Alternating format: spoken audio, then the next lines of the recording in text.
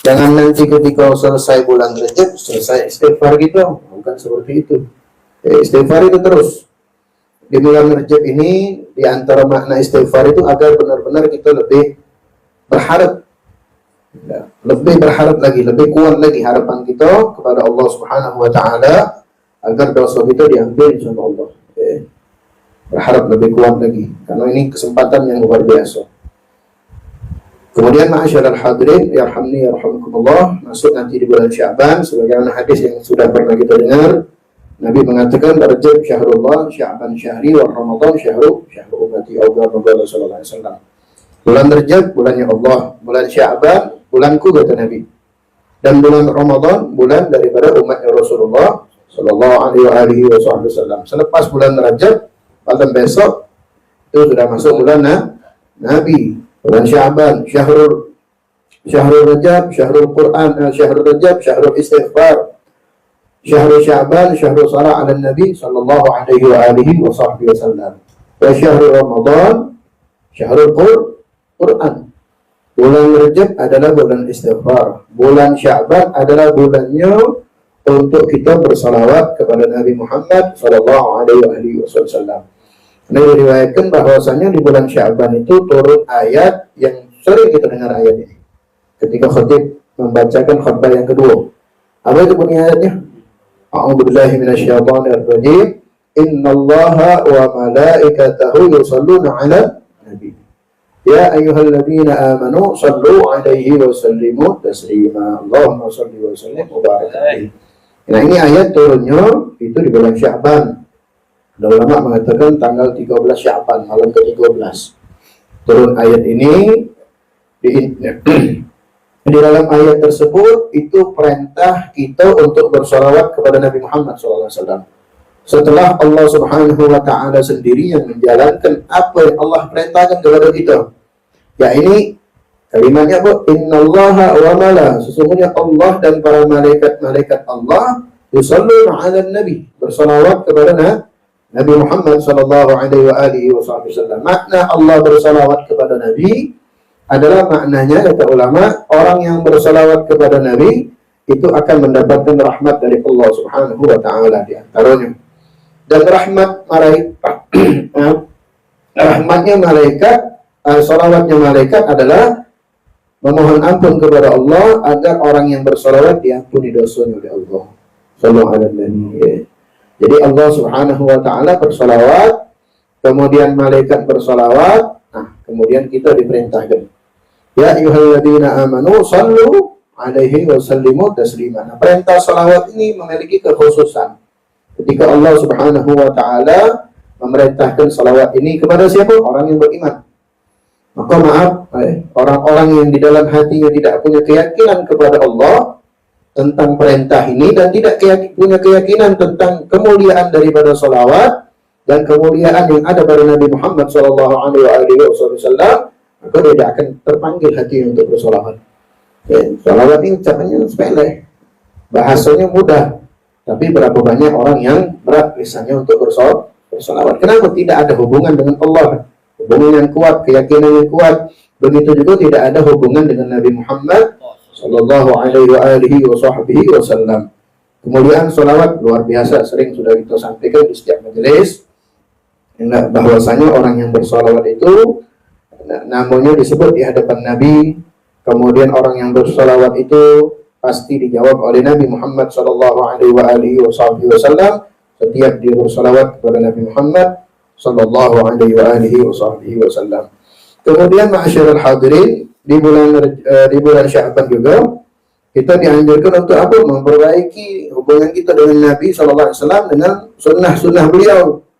Yang saat ini sunnah Nabi ini di tengah-tengah masyarakat umat Islam itu sudah asing.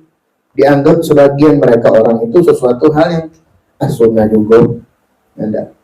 Dan dianggap sesuatu hal yang kecil, sepele.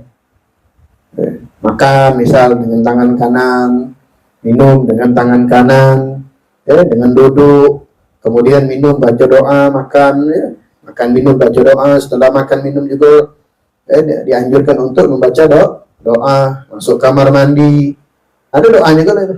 Masuk rumah, ada doa. Kemarin kita belajar Di dalam kitab Bidayah tentang adab ketika masuk masjid, ada doanya.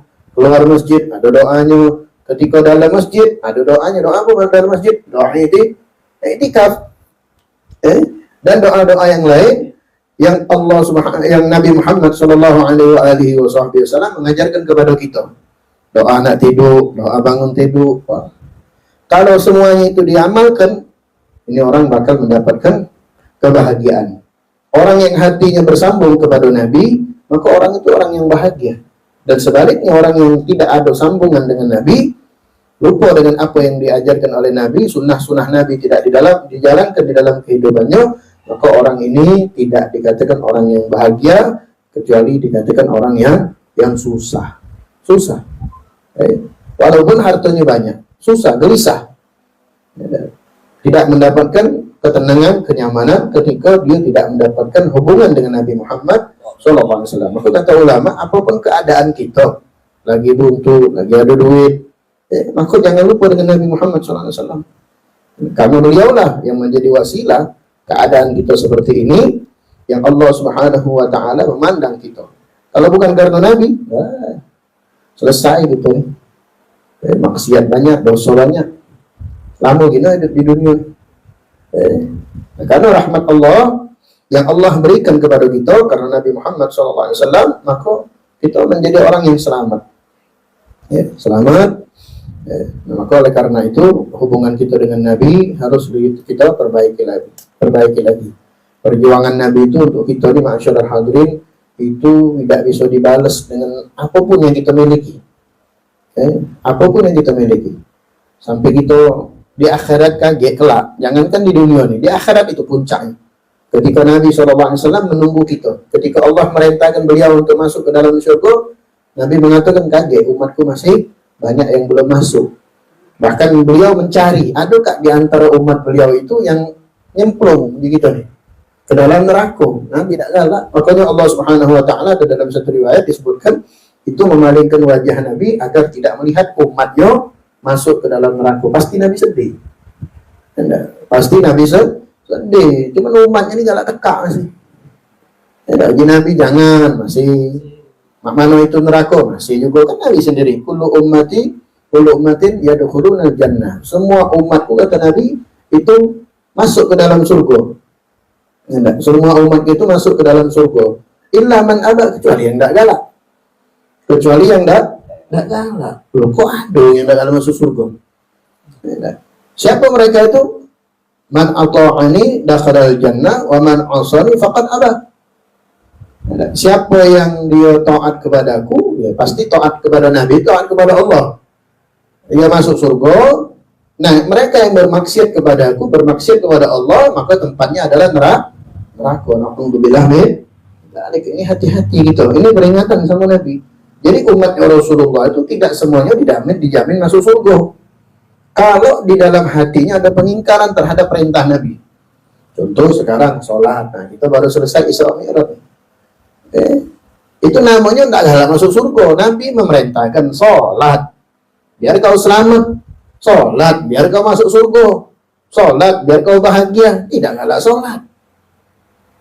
Masih nak menentang perintah Allah. Sibuk dengan dunia, mencari kesenangan dunia, tapi lupa dengan kesenangan akhirat yang bakal kekal selama-lamanya. Pagi, siang, sore, malam, tengok nota terus. Ya, Yana pernah ngomongnya. Tengok nota terus, tengok buku tagihan terus. Bukan main, mentak di kepala. Walaupun duitnya banyak. Apalagi yang kita basah. Tak kita basah. Zaman dulu ya kita basah deh. Kalau bahasa Palembang nih, rekes. Oh, lama tak dengar rekes itu. Pelit, bakhil. Untuk agama tuh, tangannya ini nih. Tapi untuk maksiat, wah dikeluarkan. Ada orang datang nyumbang untuk 17-an, misalnya tahun baru. Ada. Apa yang kurang? Oh ya tadi. Ini nah untuk biaya OT. Ini enggak? OT, aku galau nanggung. Datang ke masjid.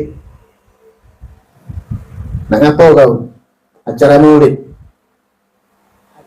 Nah, 20.000 jadi lah. Banyak keperluan lagi. Ya salah. Alhamdulillah men. Orang seperti ini terhalang dari rahmat Allah Subhanahu wa taala. Maka kembali kepada Nabi. Kalau udah hati kita ada Nabi, apapun keadaan kita, susah senang kita akan mendapatkan kebahagiaan. Maka kesempatan di bulan Sya'ban ini kembali kita memperbaiki hubungan itu. Kembali memperbaiki hubungan itu. Nabi adalah sosok seorang makhluk yang Allah ciptakan, adalah satu pemberian yang agung untuk kita, umat beliau sallallahu alaihi wasallam. Kelak di akhirat beliau yang akan menyelamatkan kita, yang akan memberikan syafaat kepada kita. Pintu surga itu Allah haramkan dibuka bagi umat-umat terdahulu sebelum umatnya Rasul SAW masuk terlebih dahulu. Makanya Nabi Musa itu iri sama Nabi.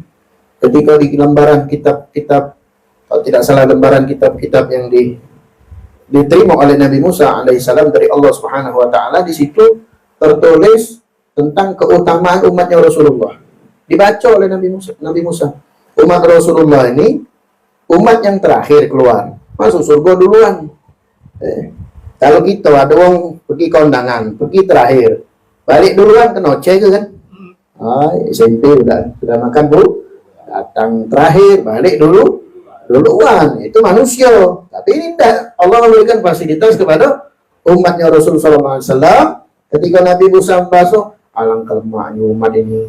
Kalau Nabi Musa ngomong sama Allah, ya Allah, jadikan umat itu umatku, kata Nabi Musa. Apa jawabnya Allah? Ummatu Ahmad. Lah kata Allah, itu umatnya Allah, itu umatnya Rasulullah. Umat terakhir masuk surga duluan. Bahkan Allah haramkan itu surga masuk ke dalamnya, melainkan umat Rasulullah SAW terlebih dahulu. Ya Allah, malu kita nih kalau sama Nabi itu banyak hal-hal yang tidak bisa menyenangkan beliau. Kan insya Allah mudah-mudahan Allah berikan keberkahan kita di bulan Sya'ban, dengan hati kita yang mudah-mudahan bersih dari segala macam kesalahan. Insya Allah dengan taubat kita diterima oleh Allah Subhanahu wa taala, maka hubungan kita akan semakin baik dengan Nabi Muhammad sallallahu alaihi wa alihi wasallam. Allahumma shalli wa sallim wa barik alaihi. Salawat itu apa baik? Yang kamu dapat dari guru-guru kita nak dipakai, alhamdulillah. Tidak dapat juga, yang baca dibaca. Allahumma shalli ala sayyidina Muhammad wa ala ali sayyidina Muhammad. Sudah cukup itu.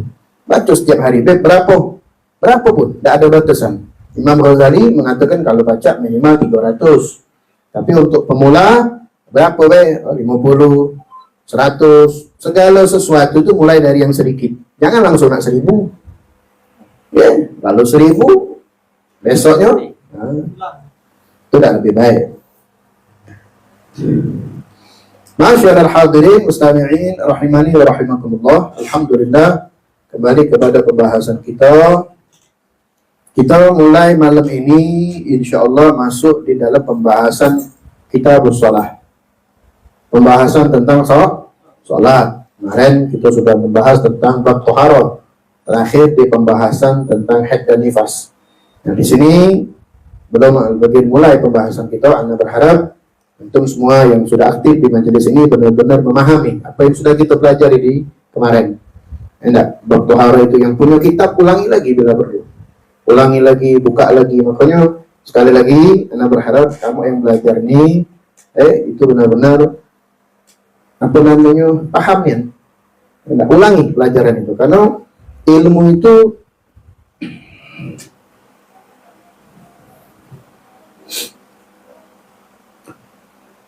itu tidak akan pernah dicapai, kan? Tidak akan pernah diperoleh, melainkan bagi orang yang memang bersungguh-sungguh di dalam menuntut ilmu. Itu di dalam kitab Fawaidul Mukhtar disebutkan. Ilmu itu tidak akan didapat bagi orang yang bahasa kita ini setengah-setengah belajar, setengah belajar nih misalnya. Tapi tadi tidak benar-benar mengambil bagian. Maknanya ketika aku tidak tahu jadi tahu.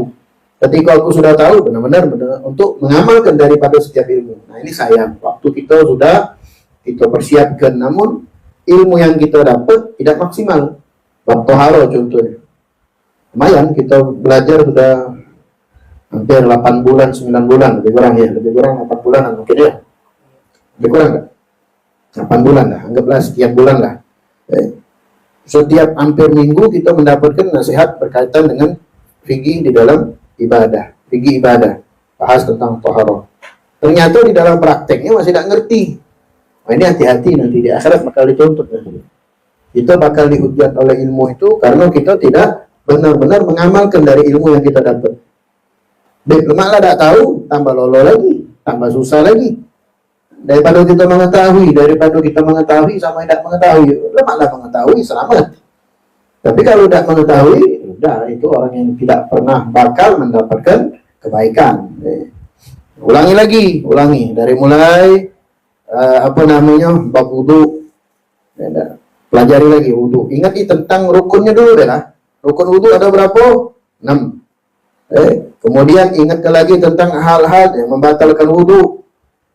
Kemudian mandi wajib, rukun mandi wajib, hal yang membatalkan wudu dan membatalkan mandi wajib itu sama. Kemudian bab air, bab tayamum, kemudian bab najis dan lain sebagainya. Itu benar-benar diulangi lagi. Nah, kalau Anda repot dengan kitab yang Anda bahas ini, kitab matanya itu ada kan? Iya. Nah, kitab matanya ini ringkasan. Ini sudah cukup karena kamu sudah mendengar tentang penjelasannya. Walaupun masih banyak penjelasan yang lebih luas lagi. Pokoknya kitab ini tidak harus patokan dengan siko yang lain. Siko ini ada kitab-kitab yang lain. Makanya ada panduan juga kitab-kitab tergerak itu tidak. Nah, ulangi lagi, ingat lagi. Karena inilah yang menjadi bekal kita setiap hari di dalam sholat. Wudhu setiap hari. Kalau antum masih tidak tahu tentang rukun wudu dan menganggap yang wajib itu sunnah, tidak sah wudu itu. Muka itu wajib tidak? Wajib membasuh muka. Masih tidak yakin, maka itu sesuatu hal yang tidak baik bagi kita yang belajar. Sunnah-sunnahnya dan lain sebagainya, hal-hal yang haram, tidak banyak. Nah, semua ini, ulangi deh. Ketika antum mengulangi, kebuka deh, karena ilmu itu menjadi barokah ketika mutolaah. Bertambahnya ilmu itu selain kita belajar, kemudian beramal jelas, tapi juga mutolaah. Ulang-ulang, merojaah kita ulang lagi. Oh, toharo itu kemarin kita bahas tentang bab toharo berkaitan dengan batu. Oh, kan kita bisa suatu saat praktek. Pernah kemarin ada sikap tempat ke WC yang tidak kaki semprotan air itu. Kamu kalau sudah belajar, tidak ada khawatir itu. Kenapa? Tahu cara menggunakan air dengan batu atau sejenisnya. Apa? Tisu. Jadi tidak ragu lagi kan? Caranya tahu. Seandainya kamu ulang lagi, ada syaratnya 8. Sikok. Tahu, airnya itu kalau kencing tidak boleh netes. Kemudian tisunya tidak boleh basah. Tidak boleh bercampur dengan yang lain. Ini penting. Kalaulah belajar, pas ketemu WC yang tadinya tidak kaki, bukan tidak kaki airnya modelnya bawah itu, unyam cerita. Dia bawa saya pikir salah nyuci dia.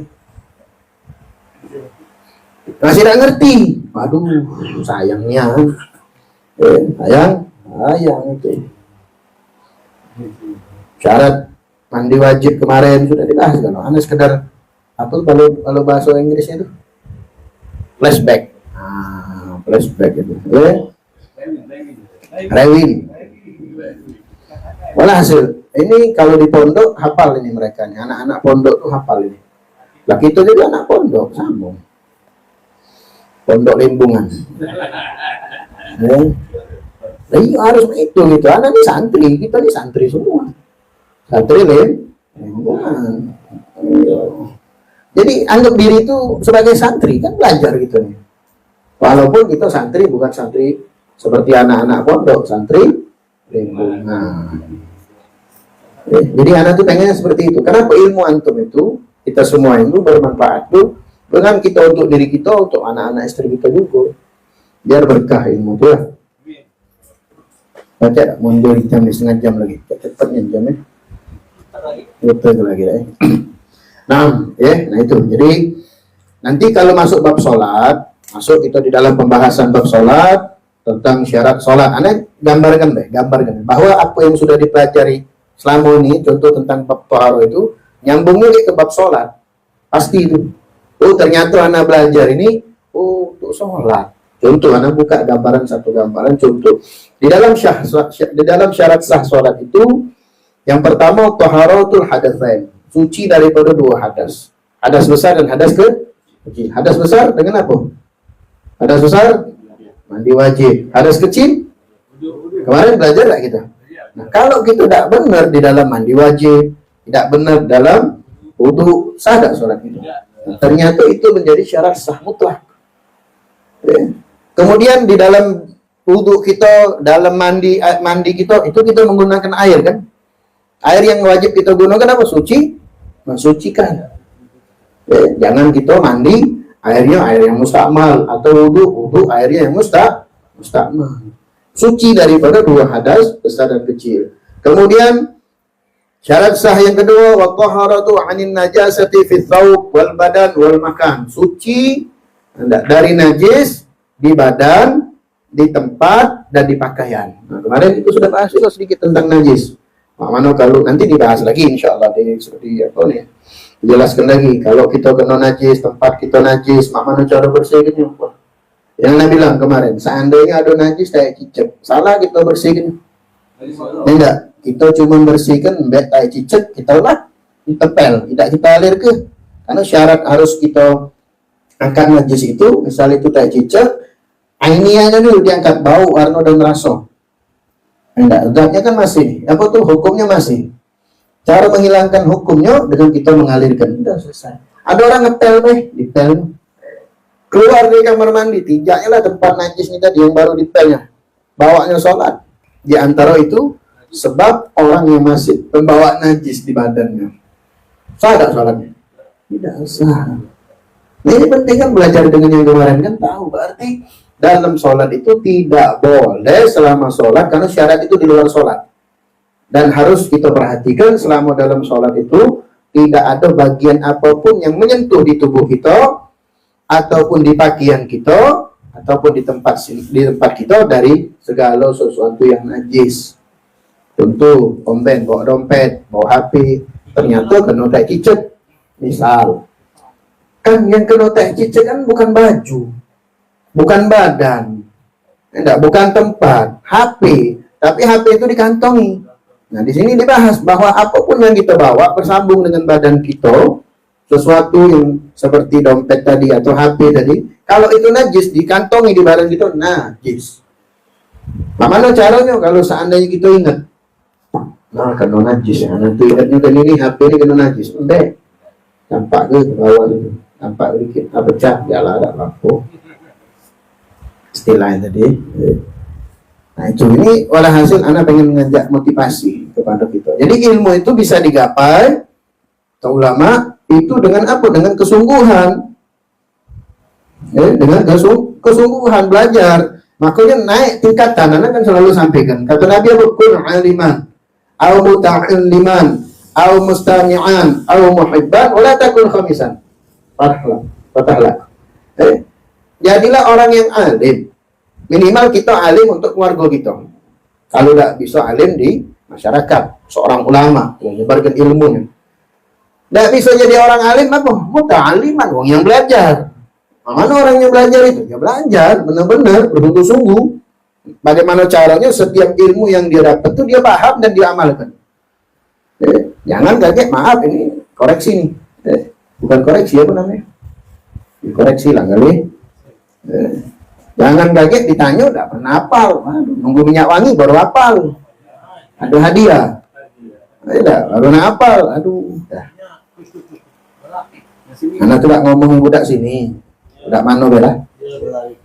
Dan dapet. Kemudian itu ilmu bisa digapai. Sementara keberkahan ilmu itu bisa didapat dengan bagaimana khidmahnya kita di dalam majelis ilmu terhadap guru, terhadap pelaksanaan majelis itu. Ini kadang-kadang kalau ngomong masalah guru ini malah sensitif. Guru itu gila hormat. Oh, guru itu enggak. Udah kewajiban seorang murid itu khidmat. Melihat gurunya seperti ini cepat tanggap. Enggak. Harus peka, paham nggak maksudnya? Harus peka. Ingat, jangan pernah sedikit pun seobrol sama guru. Guru itu nak minta hormati baik. Tidak bakal berkah ilmu itu. Banyaklah kamu ilmu, kalau ada seobrol dikit baik sama guru, walhamdulillah min dzalik. Ada seorang murid belajar masuk pondok. Pas masuk di pondok, bukan belajar. Bukan belajar. Apa yang diperintahkan oleh guru? Kau kaget lah belajar. Aku nak menjadi kau tugas. Apa? Bersihkan septic tank. Oh, bukan WC, septic tank. Tahu septic tank? Nah, setiap rumah ada. Tahu kalau rumah yang di 9 Ilir ada septic tank. Itu septic tank terbesar di dunia. Paham maksudnya? Ngerti kasihnya kalau daerah pinggir-pinggiran itu keluar, duduk, Set. Boleh Set, inti, kecuali anak inti, jangan diajari anak inti. Kalau di sini kan nggak tahu siapa ya. Ya, septic tank. Jadi ini murid, aku di sini nak belajar, bukannya nak bersih kotoran. Tapi ya sudah, awalnya seperti itu nih murid. Tapi akhirnya ngikutin apa yang disampaikan oleh guru. Dengan kesabarannya, dengan keikhlasannya. Akhirnya muncullah suatu saat, gurunya tadi melihat bagaimana keadaan ini murid, akhirnya dipanggil muridnya. Selesai apa yang dia lakukan, dia menyempatkan dirinya untuk belajar. Apa yang terjadi masyaallah hadirin? Ini murid yang bersihkan septic tank ini lebih alim, lebih hebat daripada murid yang duduk-duduk itu. Sallallahu alaihi wasallam. Mulai muncul husnudzonnya sama guru. Bukan berarti dia udah galak belajar. Ada orang sekarang ini disuruh milih bersihkan kamar mandi, sudah aman, tak belajar hari ini. Paham maksudnya? Itu murid sekarang. Dicari nian untuk tidak belajar itu, paham? Ini enggak, dia tuh pengen belajar sebagaimana Allahumma sholli ala Muhammad, muridnya Habib Ali bin Alwi Khalaq Gazab, lupuan seorang Habibnya Habib Ali Alwi kalau salah. Bin Syihabuddin lupuan. Yang bawa kopi, pernah dengar kan? Yang bawa kopi. Pengen belajar, akhirnya apa? Satu kali kopi ini tadi bahasanya, kawan nih, kalau mau kopi kami belajar, akhirnya terpengaruh. Duduklah beliau melok belajar, kopi tidak betul. Akhirnya yang ngajarin tadi guru, mana kopi nih? Tidak dapat kayaknya, belajar muridnya. Panggil, ini kepala dia. Apa yang sudah aku perintahkan, nurut baik. Nurut baik, sudah. Tugas kau bawa kopi. Wah subhanallah. Sambil bawa kopi itu, nyimak terus sedikit-sedikit. Ternyata lebih alim daripada yang duduk itu. Jangan nyoba, ya. Jangan dicoba. Sekarang ini beda. Tapi ala kulli hal, apa yang terjadi dengan orang dulu itu bisa terjadi sama orang sekarang ini. Tergantung dia punya hak. Nanti harus peka yang guru tuh, nggak guru cak ini. Kadang-kadang maaf, ya, ada peduli satu sama lain, anggap walah hasilnya. Makanya keberkahan ilmu itu kadang hilang karena kurang khidmat kepada guru. Banyak cara khidmat itu, banyak cara khidmat di majelis, ya. Khidmat di majelis ini luar biasa faedahnya. Itu jangan tadi nak mundur tadi. Sallallahu alaihi wasallam.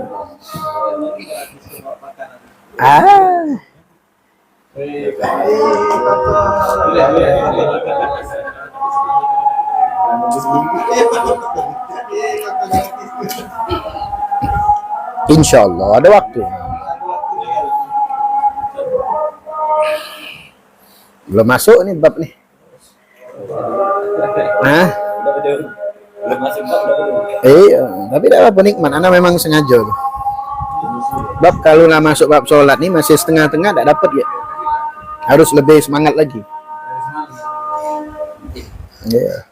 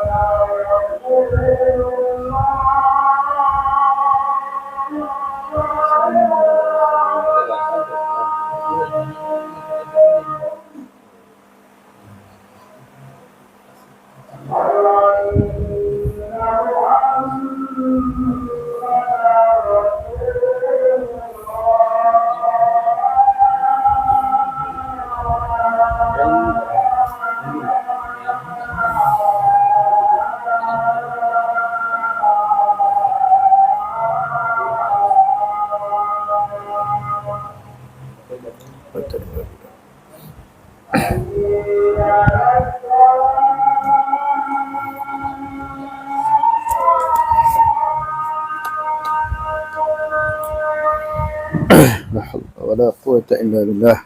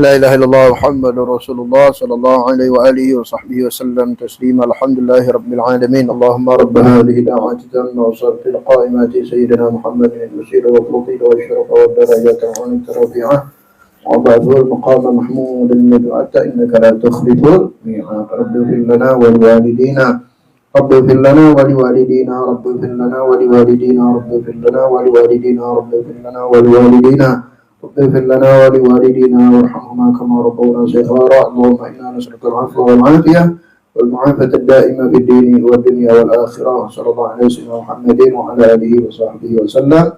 Alhamdulillahi Rabbil Alamin.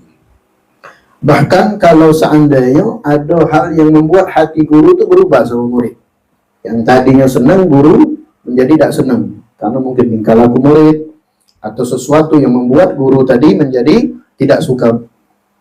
Apa kata Al-Imam Al-Haddad di dalam kitab Adab Suluk Murid yang dikutip oleh Habib Zain di dalam kitab Fawaidul Mukhtar?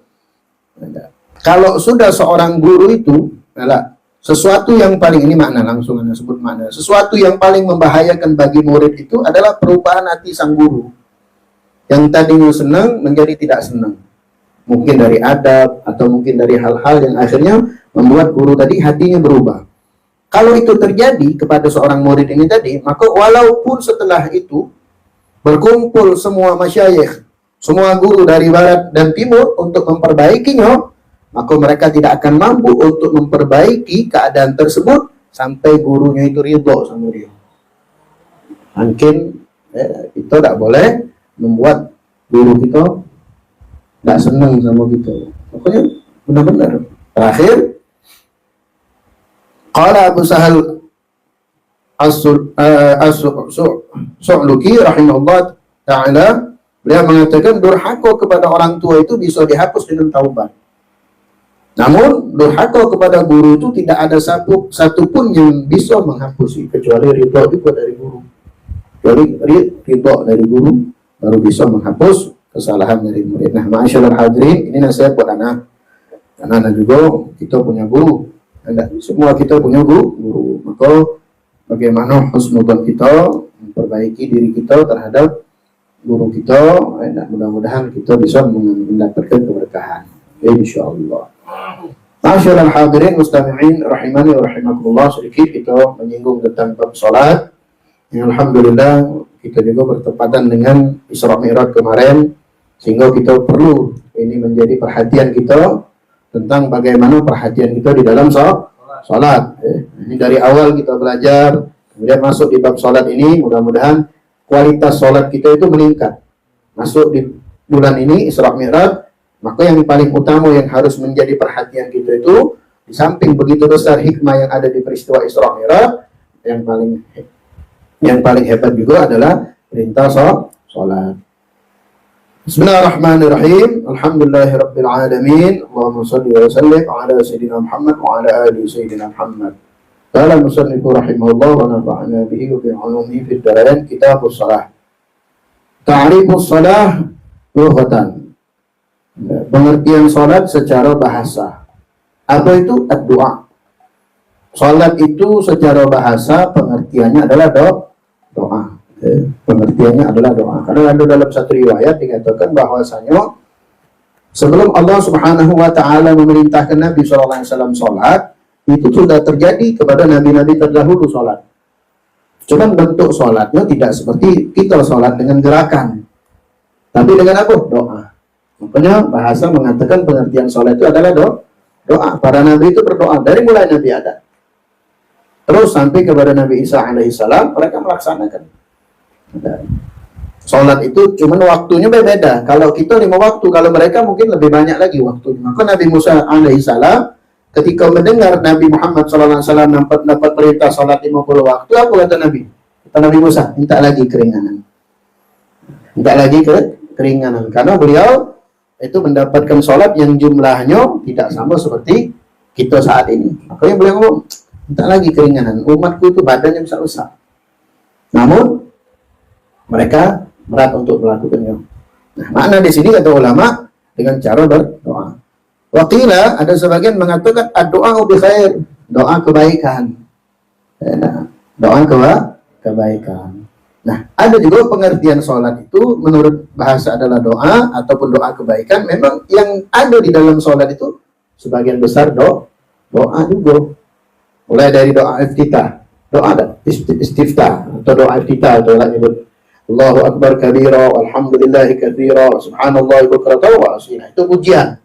Kemudian setelah itu apa? Inni wajjahtu wajhiya lilladzi fatara samawati wal ardh hanifan musliman wa ma kana minal musyrikin. Inna salati wa nusuki wa mahyaya wa mamati lillahi rabbil alamin. Doa juga. Wajah kita dihadapkan ke Allah, kemudian sholat kita, ibadah kita, hidup kita, mati kita, semuanya adalah untuk Allah. Di dalam Fatihah doa ada. Ada tak doa? Ada. Bismillahirrahmanirrahim. Alhamdulillahi rabbil alamin. Arrahmanirrahim. Maliki yaumiddin. 3 ayat, 4 ayat yang pertama pujian kepada Allah. Setelahnya permohonan kita. Iyyaka na'budu wa iyyaka nasta'in. Kepada Allah kita menyembah, kemudian kita meminta bantuan, pertolongan kepada Allah. Doa ada itu. Doa. Ihdinas siratal. Apa yang kita minta? Untuk agar kita diberikan petunjuk jalan yang lurus. Kemudian surah yang kita baca, kemudian tasbih dan lain sebagainya. Di dalam duduk antara 2 sujud ada doa ada? Ada. Rabbil firli warhamni wajburni warfa'ni. Doa bukan itu? Doa. Maka benar tak? Salat itu adalah doa. Namun kita ada gerakan yang di dalamnya. Wa syar'an, secara istilah, aqwalun wa af'alun muftatahatun bitakbir wa mukhtatamatun bitaslim ghaliban. Di dalam pengertian secara istilah, sholat itu adalah ucapan-ucapan dan perbuatan-perbuatan yang diawali dengan takbir dan diakhiri dengan salam secara umum. Ini pengertian sholat secara umum. Jadi kita awali dengan apa sholat kita? Yang selama kita lakukan takbir. Allah, takbir. Niat itu di dalam hati bersamaan dengan takbir. Kan mulai sholat itu takbir. Niat itu kapan? Bersamaan dengan takbir. Allahu Akbar. Salam kita terakhir. Assalamualaikum warahmatullahi. Menunjukkan bahwa sholat kita sudah selesai. Itu secara umum pengertian sholat. Makanya pengertian sholat yang secara bahasa tadi yang dilakukan oleh nabi-nabi sebelum Rasul SAW itu tidak bisa kita lakukan sekarang ini karena ada satu kelompok yang masih melakukan hal yang sama tidak dengan gerakan. Kan di sini disebut aqwalun wa af'alun, ucapan-ucapan dan perbuatan.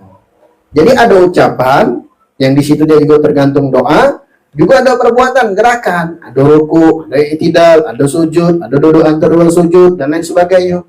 Jadi kalau cuma berlandaskan dengan akwal dengan ucapan, itu yang mungkin dilakukan oleh orang-orang terdahulu yang menjadikan sholat itu adalah doa. Ada orang sekarang seperti itu. Jika ditanya sholat, sudah kapan sholatnya? Aqimus salata li dzikri. Salatlah untuk mengingatku.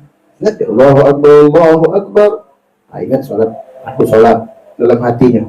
Dianggapnya sudah salat, nah itu tidak memenuhi syarat. Ada tak zaman sekarang yang kayak itu? Aduh. Hati-hati itu kalau nyari guru tuh. Model zaman sekarang nih banyak yang pengen cek itu begini. Banyak. La ilaha illallah Muhammadur Rasulullah. Jadi ada ucapan yang kita kenal dengan rukun qauli. Apa itu? Rukun qauli, ucapan. Mulai dari takbir Allahu Akbar yang harus didengar minimal oleh kuping kita dewek. Kemudian Fatihah, kemudian tasyahud, kemudian salawat, kemudian salam. Itu ucapan-ucapan yang masuk dalam rukun. Wajib kita harus paham. Ya, kita belajar. Ya, kemarin sudah belajar, terus belajar biar lebih ingat. Jangan, anak sudah belajar sama Ustaz Fulan, cukup. Nah, terus sampai kita benar-benar paham.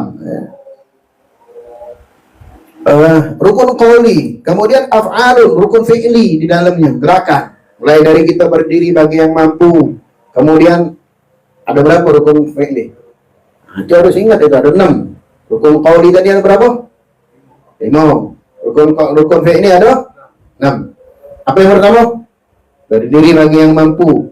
Yang kedua, ruku, harus ingat ini. Karena aku sholat terus tiap hari. Yang ketiga, habis ruku. Habis ruku, i'tidal.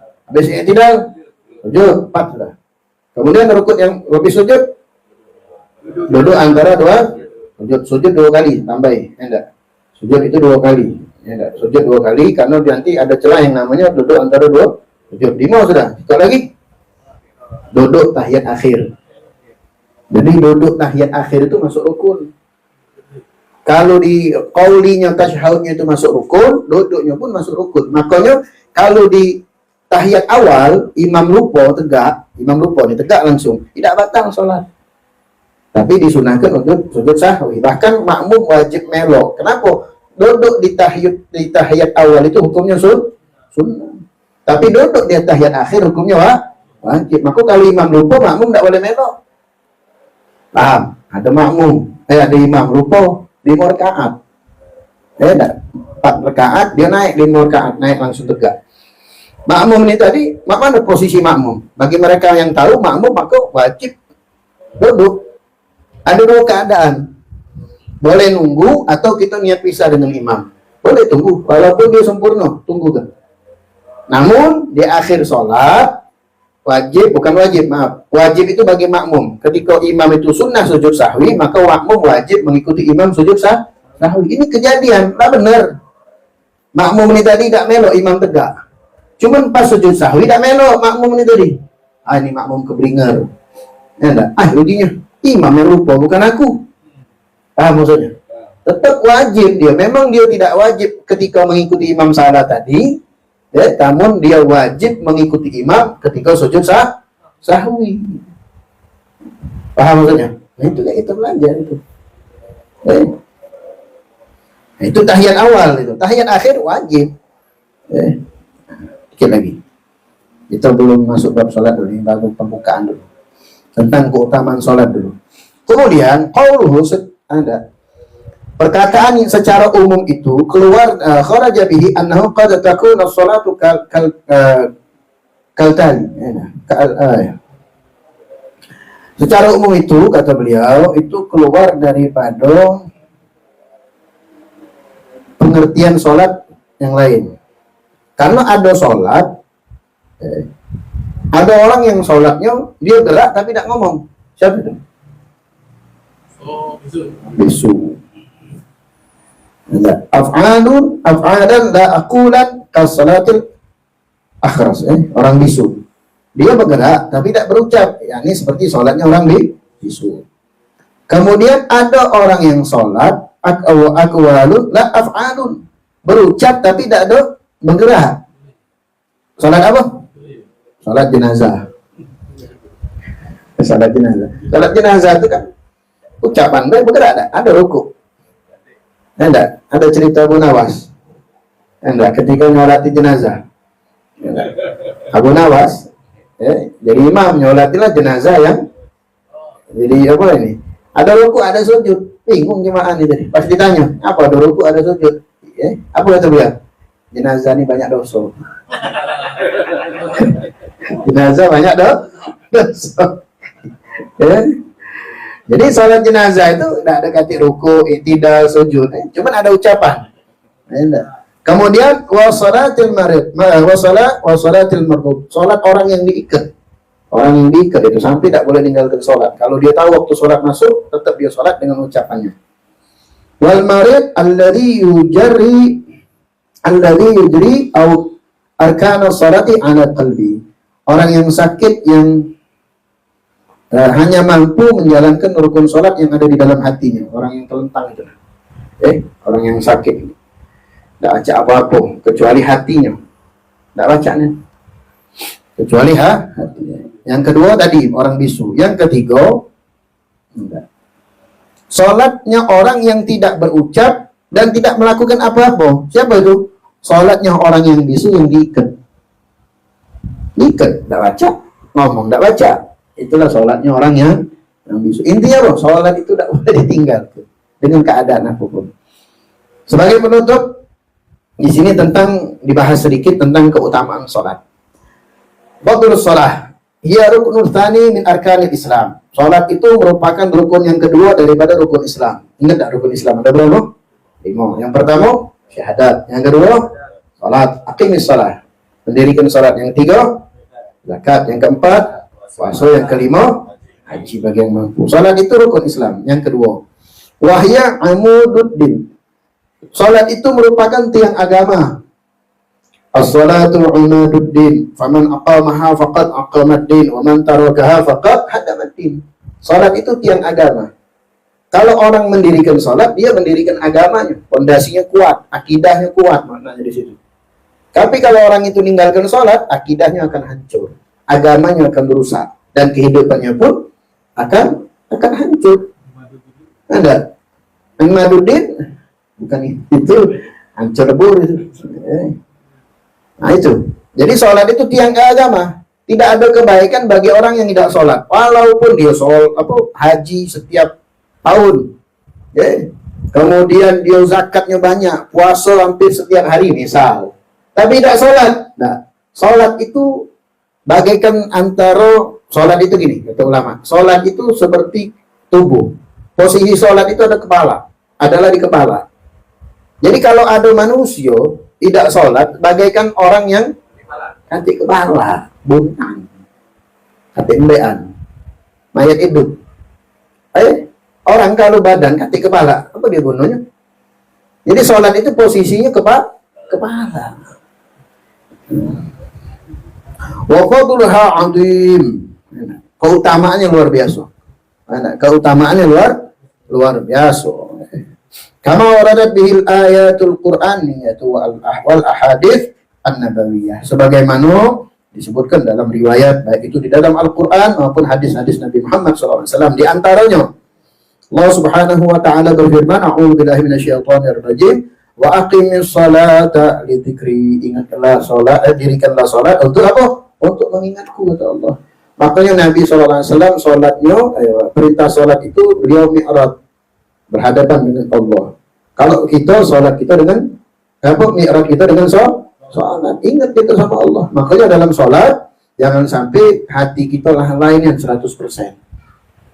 Paling tidak ada. Setiap rakaat itu ada ingat sama Allah. Makanya bagaimana caranya biar kita ingat sama Allah di saat kita sholat? Belajar.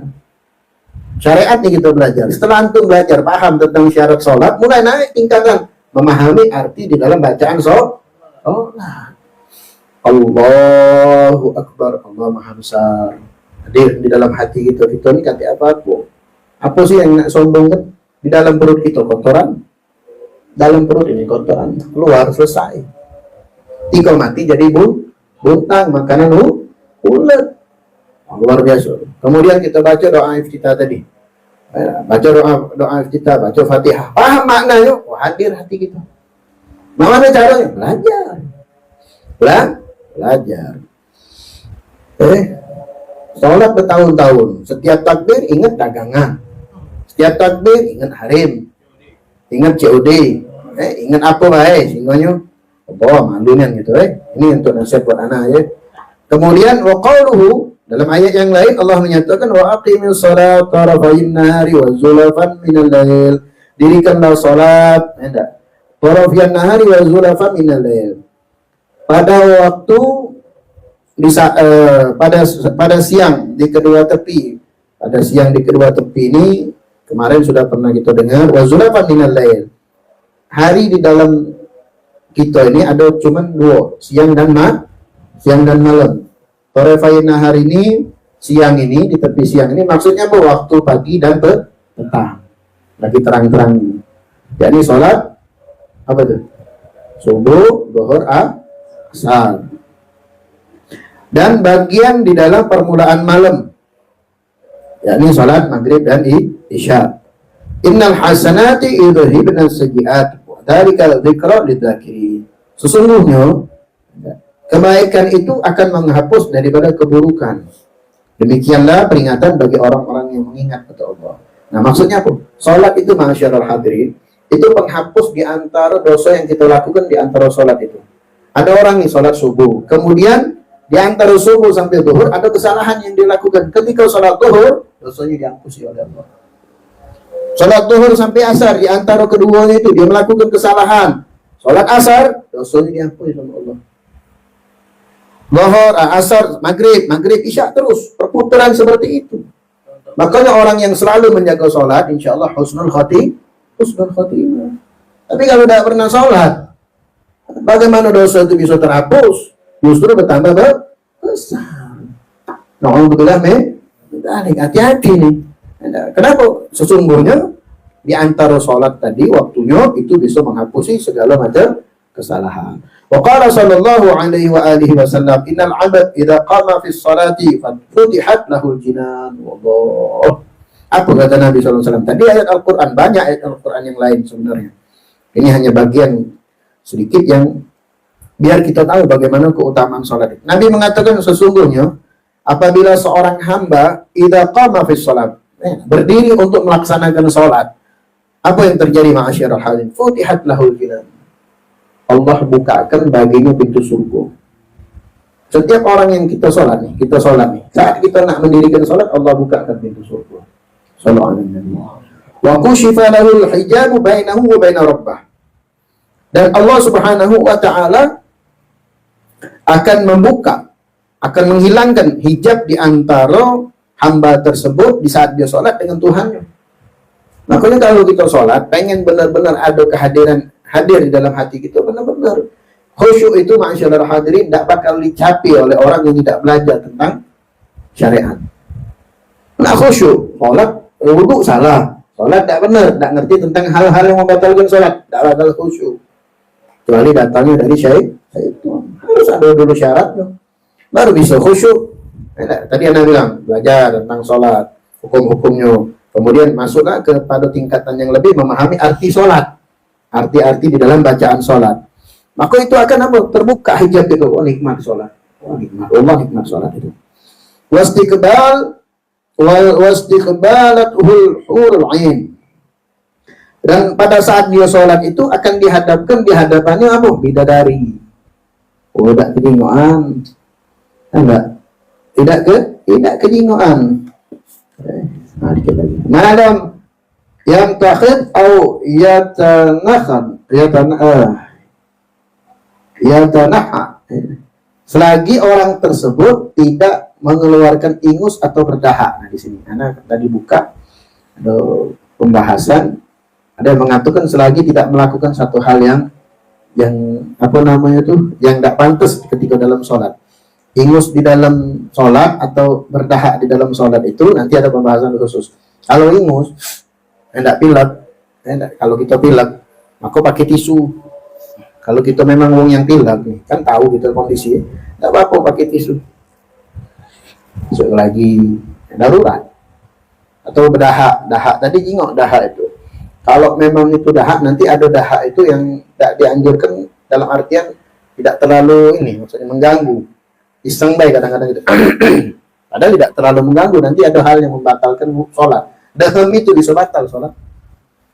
Padahal hamba bisa batal salat. Kenapa? Memunculkan huruf lebih dari 2. Yaitu bahasa. Kemudian inna fis salati la syifa. Sesungguhnya di dalam salat itu kata Nabi sallallahu alaihi wasallam ada obat. Ada obat. Makanya buntu aku baik masalah hidup ini kalau udah salat insyaallah ada solusi. Jangan ke pinjol. Jangan ke kafe. Jangan main-main yang enggak benar. Tambah susah. Tambah hancur salat. Berserah diri sama Allah. Orang sholat itu ada obat lahir kita maupun batin. Inna sholata tanha 'anil fahsya'i wal munkar. Ju'inat qurratu 'aini fi shalah. Allah Subhanahu wa taala memberikan kepada Nabi, kata Nabi sallallahu alaihi wasallam, dijadikan salat itu sebagai penenang hatiku. Penenang hatiku itu adalah salat, kata Nabi. Makanya Nabi kalau ngomong sama Bilal, arihna Bilal, hibur aku dengan azanmu, dengan azan untuk apa? Sholat.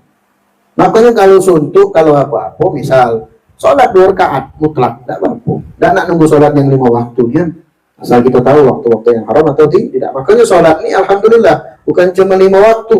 Ada sholat sunnah duha, ada sholat sunnah witir, ada sholat sunnah malam. Ya, kalau dari isya nak nunggu subuh itu kan jauh, waktunya lumayan. Makanya ada anjuran kita bangun malam, perbanyak sholat, hati kita akan tenang. Jadi penenang. Jadi orang dulu Imam Ali Zainal Abidin itu kalau udah malam sholatnya 1000 rakaat. Itu Allahu a'lam 1000 rakaat. Abi Abdullah bin Husain bin Thahir sholatnya 200 rakaat setiap nak buka toko. Kita habis subuh habis sholat ini apa namanya sehari. Itulah berkah waktu mereka. Jadi sholat itu sebagai penenang hati. Bagaimana Nabi SAW?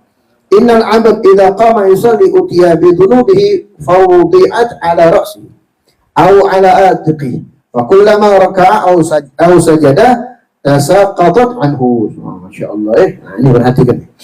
Kata Nabi SAW, sesungguhnya seorang hamba yang ketika dia melaksanakan sholat, pada saat dia sholat itu dosanya akan datang kepadanya.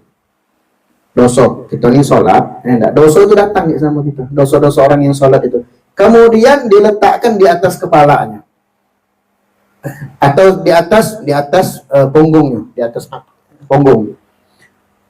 Dosa itu diletakkan di atas kepala atau di atas punggungnya. Kemudian setiap dia rukuk atau sujud, maka dosa itu akan berguguran nyampak bersamaan dengan kita rukuk dan sujud. Sallallahu alaihi wasallam. Wah, ini luar biasa. Tidak sholat, mana nak nyampak dosa, numpuk ditambah. Jadi kalau pening terus. Jadi kalau sholat itu ketika rukuk dosa dan kesalahan kita tuh nyampak berguguran. Terakhir, qala ulama, inna sholata afdalul ibadati badaniyah. Fafarduha afdalul furud wa nafluha afdalul nawafil. Sholat itu, kata ulama, inna sholat, sesungguhnya sholat itu adalah ibadah yang paling afdal di dalam ibadah badaniyah, gerakan. Dan merupakan ibadah fardu yang paling afdal di antara fardu-fardu yang lain. Dan sunnah-sunnah di dalam sholat itu lebih afdal daripada kesunahan-kesunahan yang lain. Jadi sholat ini luar biasa. InsyaAllah akan kita bahas di pertemuan yang akan datang. Intinya, anak ngajak diri anak, kita masuk bab sholat ini termotivasi lagi belajar untuk lebih baik, lebih rutin lagi, lebih rajin lagi. Dan mudah-mudahan berkah dan insyaallah sholat kita diterima oleh Allah Subhanahu wa taala. Amin ya rabbal alamin. Apa namanya? Allah a'lam. Ada minni wa a'udzu minkum. Wassalamualaikum warahmatullahi wabarakatuh.